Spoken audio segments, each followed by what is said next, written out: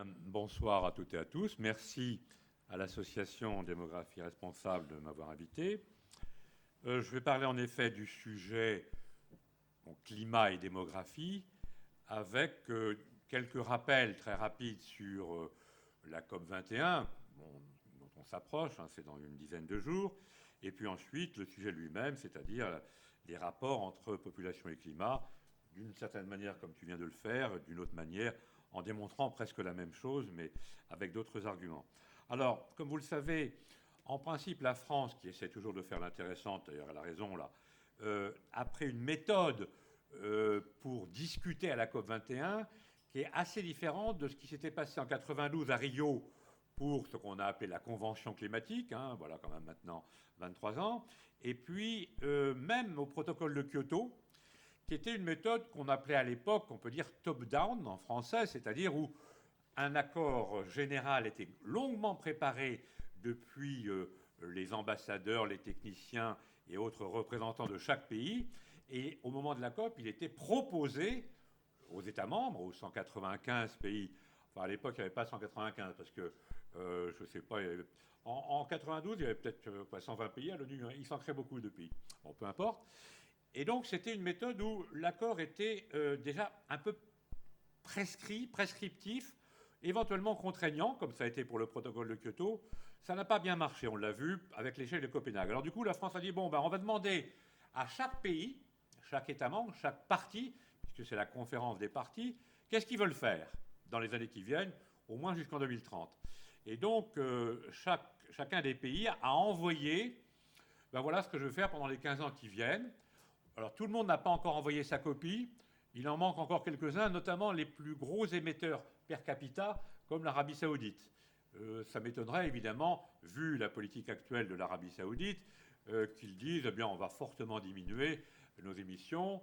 Bon, j'en dirai pas plus sur l'Arabie saoudite, mais c'est un pays très très problématique, comme vous le savez, dans beaucoup de domaines.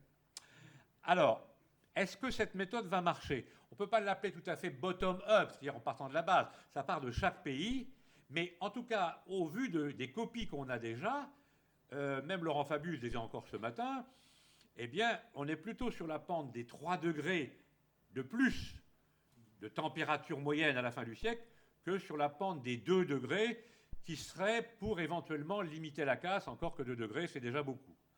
Donc les contributions nationales volontaires ne sont pas très favorables à ce qu'il y ait un infléchissement vraiment fort des émissions de gaz à effet de serre de chaque pays et du coup par addition du monde entier. Or ce qui compte évidemment, c'est le monde entier. Le taux de CO2 est pratiquement le même ici dans cette salle ou en Tasmanie, en Australie, où vous voulez, ou au pôle Nord. Presque le même. On a peut-être un ppm de moins ou de plus, mais ça n'importe peu pour le... C'est vraiment un problème global au sens planétaire du terme. Bon. Alors, est-ce que, ça c'est le deuxième problème, est-ce qu'il y aura un accord? Il y aura sans doute un accord qui peut être une déclaration politique, comme ça avait été à Copenhague. Oui, on jure qu'on va faire des efforts. Les déclarations politiques, ça ne vaut pas grand-chose. Ce qui vaut, c'est le droit, notamment le droit en français, européen ou international. Et est-ce que donc cet accord éventuel serait ou sera juridiquement contraignant? Le mot est très clair en anglais, legally binding, comme on dit dans les réunions onusiennes. Ça n'est pas sûr du tout, puisque, bien sûr, François Hollande dit, mais si, ça doit être juridiquement contraignant. Et John Kerry lui a répondu la semaine dernière, non, il n'est pas question que ça soit juridiquement contraignant. Donc, ça sera des déclarations d'intention, de la parole politique, quoi. D'autant plus que, comme vous le savez, les États-Unis et la Chine, l'an dernier, il y a déjà un an, ont fait une sorte d'accord des 2 plus gros émetteurs. Donc on pourrait s'en féliciter, sauf que la Chine a dit, nous, de toute façon, on va continuer à émettre de plus en plus jusqu'en 2030. Ça m'étonnerait que le président Xi, qui vient de venir, ainsi qu'Obama et tout ça, dise, non, finalement, j'ai réfléchi, M. Hollande m'a convaincu qu'il fallait baisser dès 2016. Ça serait très étonnant. Donc on a une certaine inquiétude sur le résultat, à la fois en termes d'objectifs et en termes, disons, d'obligations, pas simplement politique, parce que les obligations politiques, ça n'en est pas, mais d'obligations juridiques avec une sorte, disons, de conseil de surveillance à l'échelle mondiale, comme c'était du temps du protocole de Kyoto. Il y avait un conseil de surveillance. Bien sûr, il n'y avait pas ni les pays de ce qu'on appelait l'annexe B à l'époque, là, les pays du Sud, disons, ni les États-Unis qui avaient dit nous, on ne ratifie pas, non, non, on ne veut pas être pris par un tribunal international. Bon, bah, si on ne fait pas ça, on va continuer à augmenter les émissions de gaz à effet de serre.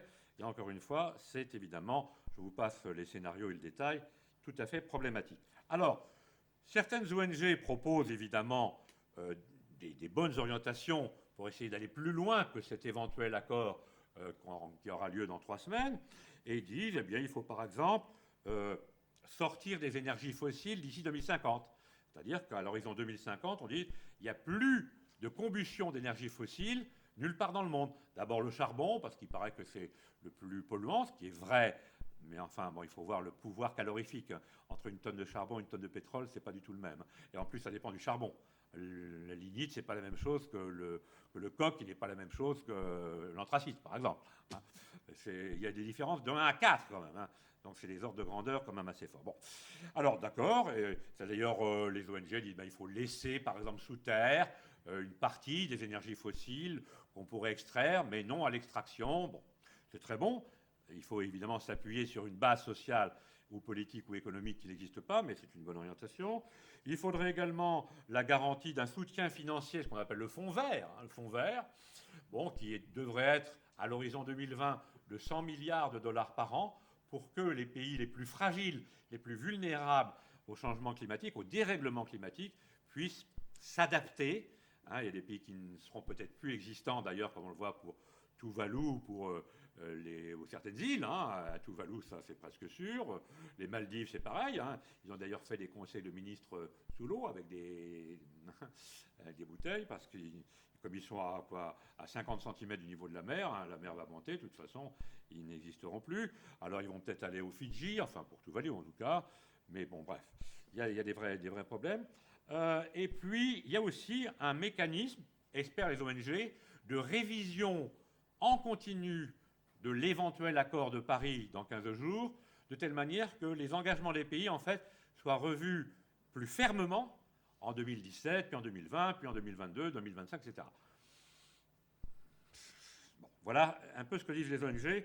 Moi, je serais évidemment un petit peu plus pessimiste, mais on ne doit pas faire trop de sentiments. Il faut regarder ce qui va vraiment se passer. Enfin, je ne vois pas qu'il y ait un grand succès possible. Bon, alors, maintenant passons au cœur de notre débat population et climat. Alors, je vous annonce ma conviction, on peut dire axiomatique, initiale, c'est que, en effet, une diminution de la population mondiale, on va voir laquelle, notamment dans les pays riches, j'insiste plus, moi, sur les pays riches que peut-être sur l'Afrique, eh bien, peut faciliter la solution des problèmes écologiques, notamment le dérèglement climatique. Alors, cette affirmation que, en effet, le facteur démographique est un vrai facteur, elle est partagée par pratiquement personne. Comme vous savez, ces problèmes sont non seulement tabous en tant que débat public ou en tant que conviction des décideurs économiques et politiques, mais en plus, ils n'y croient pas. Non seulement on n'en parle pas, mais quand on les interroge, ils disent mais non. Et je veux dire, à droite comme à gauche, c'est à peu près aussi partagé. Alors, la plupart donc négligent complètement la question démographique. Même les écologistes et les activistes pour la justice climatique disent non, mais le problème, ce n'est pas la population. Le problème, c'est le productivisme, c'est le capitalisme. C'est ça qu'il faut évidemment combattre d'abord. Alors, moi, j'ai tendance à répondre évidemment que ce n'est pas exclusif. Je ne dis pas que la seule solution unique, il n'y a pas de solution unique, soit de diminuer, d'ailleurs par quel moyen, assez rapidement, parce que ça chauffe, c'est le cas de le dire, la population mondiale. Mais je dis que c'est un des facteurs parmi d'autres. Et donc, il faut en tenir compte et éventuellement avoir des politiques mondiales, publiques ou régionales, européennes ou françaises, pour ce faire.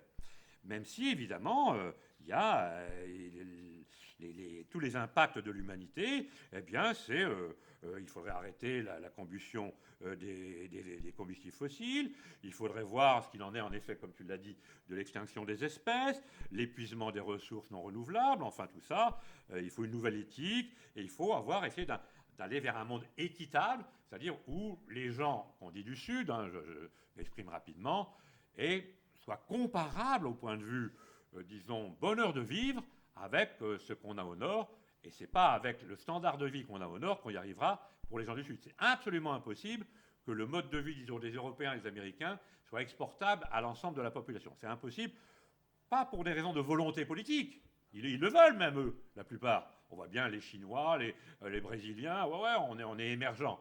Alors quand on dit vous êtes émergent aux Chinois, ils rigolent bien, hein, parce que leur civilisation est quand même un petit peu plus âgée que la nôtre, mais enfin bon.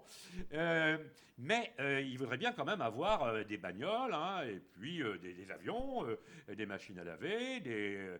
Or, per capita, parce que c'est toujours comme ça qu'on doit réfléchir en morale politique, sinon on est un affreux cynique, per capita, les Chinois, malgré le fait que ce soit le plus gros émetteur en tant que pays, quand même émettent per capita beaucoup moins que nous, parce qu'ils ont beaucoup moins d'avions, de voitures, d'écrans plats et d'ordinateurs. Hein. Et que jamais, je dis bien jamais, ils n'en auront autant que nous en France en 2015. Jamais. Ça n'arrivera pas. Ni pour les Chinois, ni pour évidemment l'Inde, ni pour l'Afrique, ni pour l'Amérique du Sud. Pas pour des raisons de volonté. Ils veulent. Il y a une espèce de mimétisme parce que c'est les lumières de l'Occident, et puis quand même, c'est ce confort matériel, cette surconsommation, c'est formidable, mais simplement qu'il n'y a pas... La Terre est finie. Il n'y a pas assez de matière, il n'y a pas assez que sais-je moi, de métal, il n'y a pas assez de pétrole, il n'y a pas assez de néodyme, il n'y a pas assez de lithium pour satisfaire tous ces besoins. C'est absolument impossible, pour des raisons matérialistes.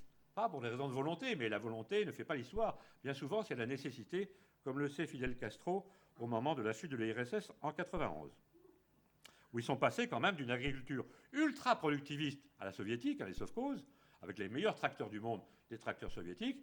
Et maintenant, c'est des agrobio à Cuba. Ils n'ont pas choisi, c'est pas Fidel qui est devenu écolo. C'est simplement qu'ils n'ont plus, en quelques mois, ils n'ont plus ni tracteur, ni pétrole, ni quoi que ce soit. En plus, il y avait le blocus américain. Donc, ils se sont dit, la seule manière de survivre, c'est faire agrobio.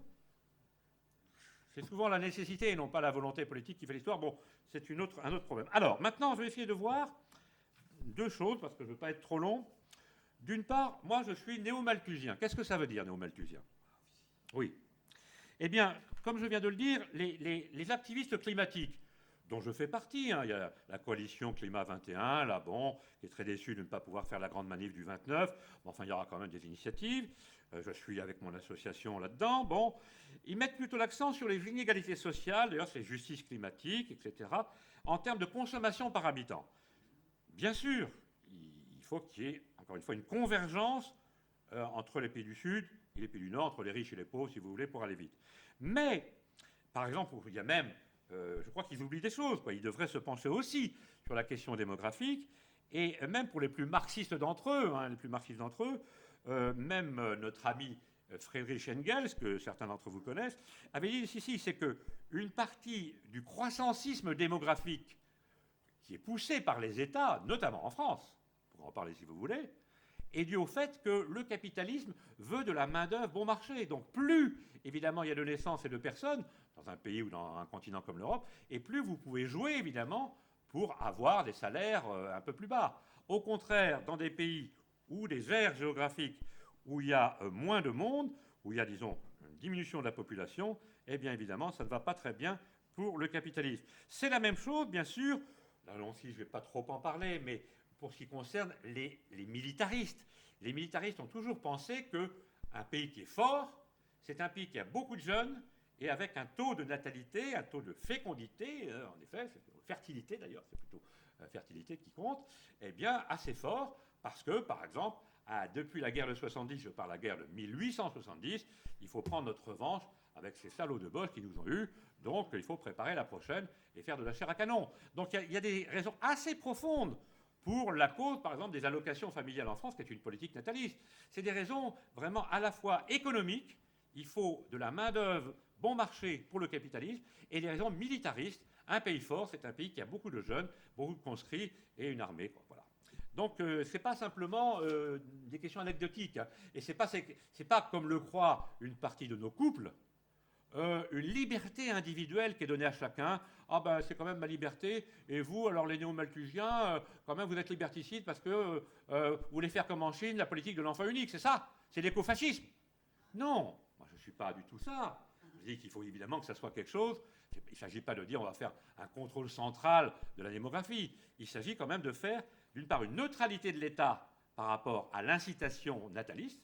Et en France, il n'est pas neutre du tout. Et d'autre part, qu'il y ait des politiques d'information, enfin on en parlera peut-être, mais que vous connaissez bien, je regarde mon ami Pidou là qui vient de Grasse, là, bon, ben, des politiques qui sont basées sur, disons, la maîtrise notamment par les femmes, à la fois de leur alphabétisation et de leur corps. Hein. Et donc, quand on fait ça, eh bien, on a toutes les chances, éventuellement, de pouvoir convaincre une partie des couples qu'il vaut mieux avoir 1 ou 2 enfants plutôt que 3 ou 4. Alors, les néo-malthusiens, donc, eh bien, dans une perspective un peu, moi je dirais, écoféministe, un petit peu comme disait mon amie Françoise Daubonne en 1974.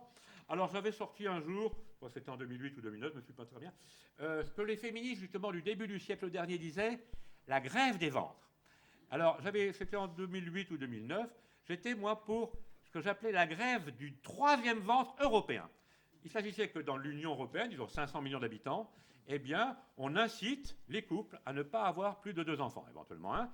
Par exemple, par une mesure extrêmement intéressante, qui est d'inverser l'échelle des allocations familiales. Alors, vous pourriez avoir un peu d'aide pour le premier enfant, actuellement, il n'y en a pas. C'est quand même assez curieux. Mais au contraire, plus vous avez d'enfants, plus vous êtes aidé actuellement. Donc, on inverse l'échelle. Alors là, alors, c'est évidemment, on atteint le point Godwin très rapidement. En gros, c'était non seulement malthusien et non pas néo-malthusien. Je suis néo-malthusien, pas malthusien. Bon, je sais pas. Enfin bon, c'est un grand économiste, mais il s'est beaucoup trompé. Mais peu importe. Mais il y a aussi néo-malthusien, ça veut dire écoféministe, de pouvoir avoir, disons, un contrôle de la part des couples, et notamment des femmes, sur leur fécondité. Eh bien, évidemment, donc, ce seraient des décisions volontaires des couples, mais qui seraient des décisions informées, c'est-à-dire qui soient à la fois écologistes, pour ne pas augmenter notre empreinte écologique d'Européens, qui est bien supérieure à celle des Africains, mais aussi, d'une certaine manière, anticapitaliste et antimilitariste. Donc c'est quelque chose d'ultra-politique, la démographie, contrairement à ce qu'on croit. C'est pas, ah ben en mon âme et conscience, je ne sais pas si je vais avoir un enfant 2, 3, 4 ou 5. Non, non, c'est pas, ça échappe un petit peu. Alors je termine, pour ne pas être trop long. Il n'y a pas des coups à boire? Bon, on a le gobelet, mais...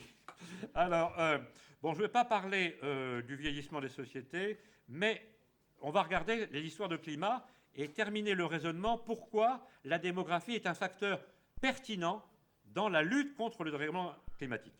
Je vais reprendre un petit chiffre, mais rapidement, en arrondissant. Disons qu'un États-Unien moyen émet à peu près 16 tonnes de CO2 par an. Bon, je crois que c'était 17 que tu as mis, ça fluctue, peu importe. Un Européen ou un Chinois moyen, c'est à peu près 8 tonnes de CO2 par an. Je prends les grosses masses, hein, ce qui compte, c'est les grosses masses. Ce n'est pas les anecdotes à la virgule près. Et un Africain subsaharien, comme tu le disais, c'est moins d'1 tonne de CO2 par habitant et par an. Alors, supposons que la COP 21, on va faire un raisonnement par l'absurde, d'une certaine manière. Mais ça vaut beaucoup, au moins pour les gens qui sont mathématiciens, mais pour les autres aussi. Supposons que par un succès extraordinaire de la COP 21, dans 15 jours, il y a à la fois une solidarité de justice internationale pour une redistribution des richesses entre le Nord et le Sud, d'une part. Et que d'autre part, on ait un objectif contraignant en 2050 qui dise... Ah, merci. Les États-Unis vont diviser par 3 per capita leur émission de gaz à effet de serre et les Chinois et les Européens vont diviser par 2. Donc, on va passer les États-Unis, par exemple, de 18 actuellement, ça sera à peu près 6. Et puis nous, on va passer de 8 à 4, supposons. Rien que ça, avec une redistribution des richesses. Et alors qu'au contraire, par exemple, les Africains, eh bien, eux qui sont à moins de 1 tonne de CO2 par habitant et par an, ils atteindraient 4 ou 5, puisque l'idée c'est de la convergence, de telle manière que chaque habitant, chaque terrien de 2050 est à quelques fluctuations près, à peu près 5 tonnes de CO2 par habitant et par an. 5 tonnes, c'est déjà beaucoup pour le changement climatique. Alors, si on est 9 milliards, hypothèse moyenne, hein, même moyenne basse, 9 fois 5, 45, 5 tonnes multipliées par 9 milliards, ça fait 45 milliards de tonnes de CO2 globalement, non pas par personne maintenant, mais par an, 45 milliards. C'est-à-dire 30% de plus qu'aujourd'hui, en 2050. Et le GIEC ne cesse de nous dire que si on ne diminue pas dans les années qui viennent, en 2018, en 2020, disons, dans les 5 ans qui viennent, alors là, on ne va pas vers les 2 degrés ou même les 3, on va vers... Alors, le 45 milliards, puisque c'est en cumulé qu'il faut voir les choses, 45 milliards de tonnes de CO2 par an, en global, on va vers le scénario le plus haut des hypothèses du GIEC. C'est-à-dire c'est au-delà de 4 degrés en 2100. Une Terre pratiquement inhabitable dans des conditions civilisées par les humains. Donc on voit bien que les gens qui poussent, même s'il y a encore une fois une diminution des pays riches qui divisent par 2 ou par 3 leurs émissions, qui baissent un peu le nombre de bagnoles, le nombre de combustions, etc. hein, et que les autres ont un petit peu droit quand même à brûler un petit peu de quelque chose, et qu'il y a une convergence assez basse. Même avec ça, ça ne suffit pas. Ça ne suffit pas. Donc, ça veut dire que le facteur démographique en tant que tel est un facteur pertinent pour faire baisser. Parce que si vous multipliez les 5 tonnes de CO2 en moyenne par habitant, non plus par 9 milliards, mais par moins de 3, comme c'était quand je suis né. Tu as raison. Quand je suis né, on était 2,5 milliards. Bon. Et ce n'était pas invivable, hein, au contraire. Ben, si vous ne multipliez pas par 9, mais par même 3 milliards, 3 fois 5, 15, là vous êtes à 15 milliards global de tonnes de CO2. Et non pas à 35 comme maintenant, ou 45 en 2050, si on est 9 milliards. Donc le facteur démographique est au contraire extrêmement pertinent pour pouvoir, avec les autres, avec la diminution ici dans le Nord, dans les pays de l'OCDE, et avec une petite augmentation pour certains pays du Sud. Mais c'est un facteur à la fois de justice sociale, donc c'est un facteur moral, et en même temps un facteur écologique tout à fait pertinent. Et je pense que donc si on veut un monde équitable, il faut dire comme ça. Au contraire, ceux qui disent bah non, ça ne sert à rien de discuter de démographie, ce n'est pas un facteur pertinent. Ça veut dire qu'ils sont pour un monde inéquitable, ils ne veulent pas baisser la surconsommation des riches, et ils ne veulent pas augmenter un peu la consommation des pauvres. Donc il y a quand même un certain discours de ceux qui ne veulent prendre en compte que la technique, même la géo-ingénierie ou autre technologie de folie, et qu'ils veulent prendre en compte que ça, et non pas le facteur démographique. Je pense que, alors il ne faut pas exagérer les mots, bien entendu, mais il y a un côté écocidaire, voire suicidaire, à ne pas prendre en compte le facteur démographique dans les facteurs pertinents pour sauver la Terre et l'humanité.